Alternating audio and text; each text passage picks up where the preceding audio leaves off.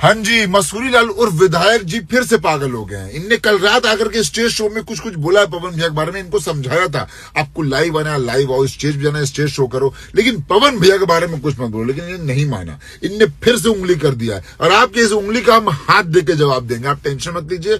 आपको मेरे roasting video से बहुत प्रॉब्लम है ना। इनने फोन करवाया था लास्ट टाइम बहुत लोगों से कि बाबा मना करवा दीजिए यार, हमारे पर वीडियो बनाता है, और मैं मान भी गया था। मैं कहा चल छोड़ यार, क्या किसी को टेंशन लेकर आना। लेकिन अब जो वीडियो बनाऊंगा ना, तू अपने फूफा से ही फोन करवा लेगा, ना रुकेगा ये वीडियो। अब तू इंतजार कर।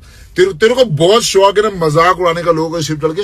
मैं बताता हूँ कैसे मजाक उड़ाया था। तुझे पता है मैं अपने रोस्टिंग वीडियो में गाली देता हूँ, लेकिन जो बोलता हूँ ना उसी से इंसान का नस ना दिमाग का फट जाता है। और तेरा फटेगा, तेरा वैसे ही फटा हुआ है, लेकिन अब और फटेगा। अब तो इंतजार करो। पवन भैया के फैंस में सबसे बोलना चाहूंगा, आप लोग इसको इग्नोर करो, इसकी जिम्मेदारी मेरे पे सौंप दो।